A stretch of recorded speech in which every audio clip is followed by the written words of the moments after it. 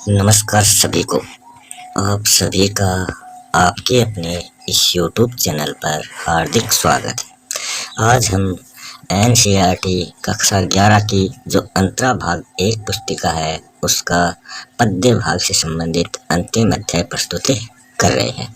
इस अध्याय के जो कवि हैं वो हैं श्रीकांत वर्मा। श्रीकांत वर्मा का जन्म 1931 ईस्वी को बिलासपुर मध्य प्रदेश में होता है। इनका देहांत सन 1986 ईस्वी को होता है। श्रीकांत जी की जो शुरुआती शिक्षा है वो बिलासपुर में हुई और उसके बाद 1956 में नागपुर विश्वविद्यालय से हिंदी में MA करने के बाद उन्होंने एक पत्रकार के रूप में अपना साहित्यिक जीवन शुरू किया। वे श्रमिक, कृति, दिनमान, वर्णिका आदि पत्रों से संबद्ध रहे। मध्य प्रदेश सरकार ने उन्हें तुलसी पुरस्कार, आचार्य नंद दुलारे वाजपेयी पुरस्कार और शिखर सम्मान से सम्मानित किया। उन्हें केरल का जो कुमारन आसान राष्ट्रीय पुरस्कार है वो भी प्राप्त हो चुका है। श्रीकांत वर्मा की कविताओं में समय और समाज की विसंगतियों और विद्रूपताओं के प्रति क्षोभ का स्वर प्रकट हुआ है।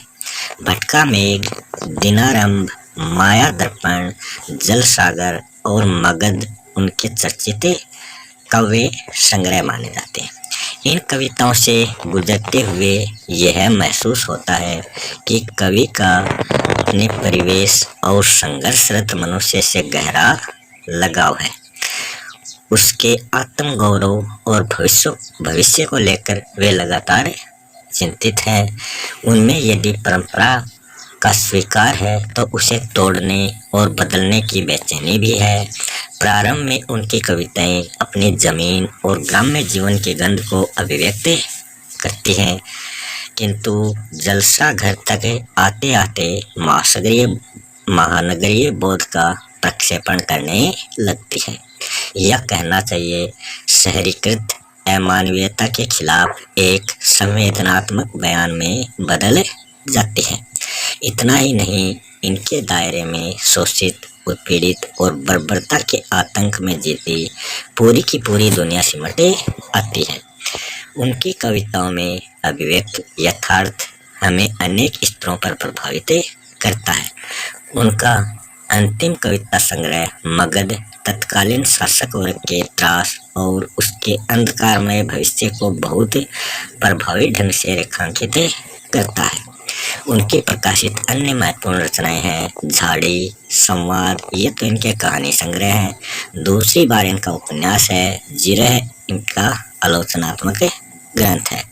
अपोलो का रथ यात्रा वृत्तांत है। फैसले का दिन, ये इनका हिंदी अनुवाद है। 20वीं शताब्दी के अंधेरे में यह साक्षात्कार और वार्तालाप है। पाठ्य पुस्तक में संकलित कविता हस्तक्षेप में सत्ता की क्रूरता और उसके कारण पैदा होने वाले प्रतिरोध को दिखाया गया है। व्यवस्था को जनतांत्रिक बनाने के लिए समय समय पर उसमें हस्तक्षेप की जरूरत होती है, वरना व्यवस्था निरंकुश हो जाती है।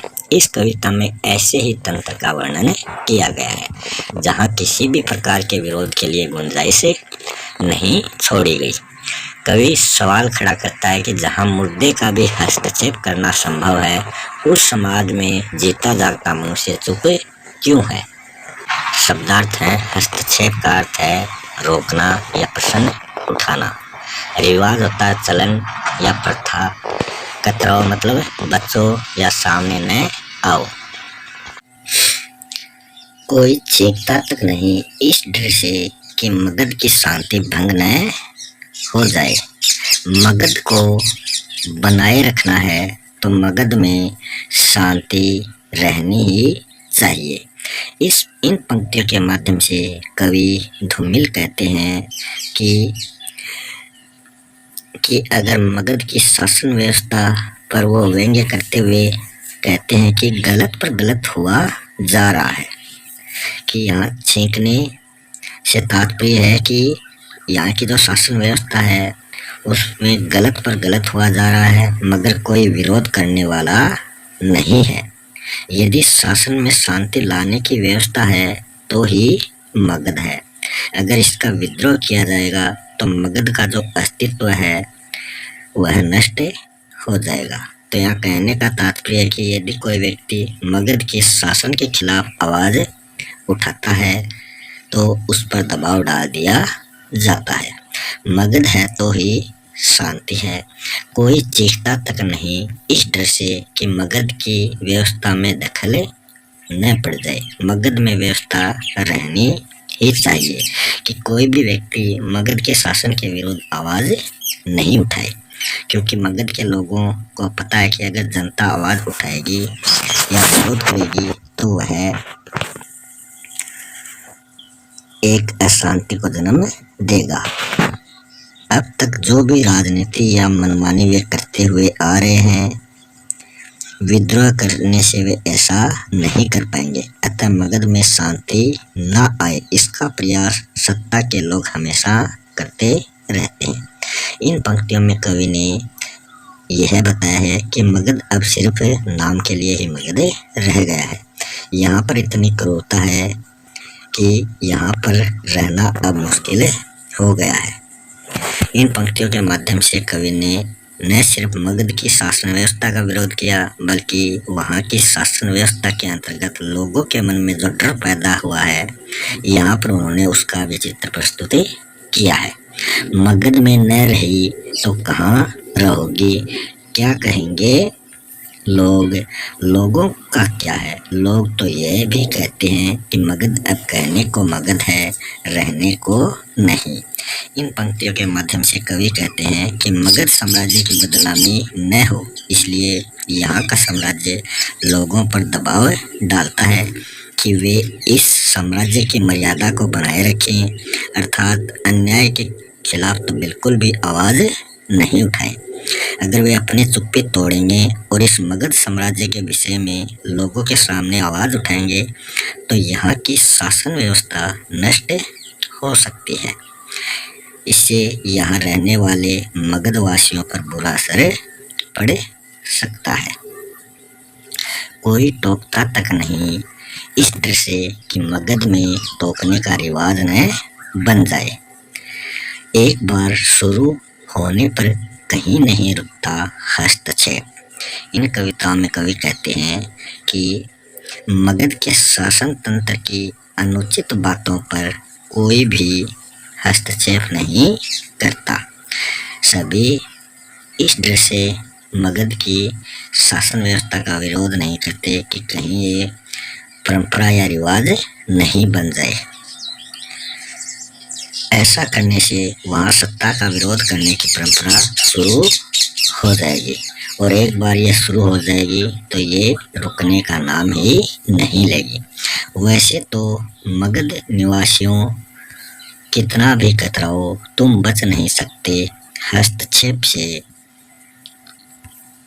जब कोई नहीं करता तब नगर से गुजरता हुआ मुर्दा यह प्रश्न कर हस्तक्षेप करता है, मनुष्य क्यों मरता है। इन पंक्तियों में कवि कहते हैं कि यहाँ के लोग अर्थात मगध के लोग बड़े ही अजीब हैं। यहाँ पर वे गलत को स्वीकार करते हैं, लेकिन अन्याय एवं अत्याचार के खिलाफ वह हस्तक्षेप यानी कि कोई विरोध नहीं करते और चुपचाप अन्याय को सहते रहते हैं। अगर वे विरोध करेंगे तो अन्याय से मुक्ति हो सकते हैं, इससे बाकी लोगों को भी मुक्ति मिल सकती है, मगर वे डर से ऐसा नहीं कर रहे हैं। कवि ने यहाँ मुर्दों से समाज में दबे कुचले वर्ग की ओर इशारा किया है। उनका मानना है कि अत्याचार बढ़ने पर ऐसे लोग भी क्रांति कर सकते हैं। इसी के साथ ये अध्याय समाप्त हो चुका है। मिलते हैं नेक्स्ट वीडियो में नए टॉपिक के साथ, तब तक के लिए धन्यवाद।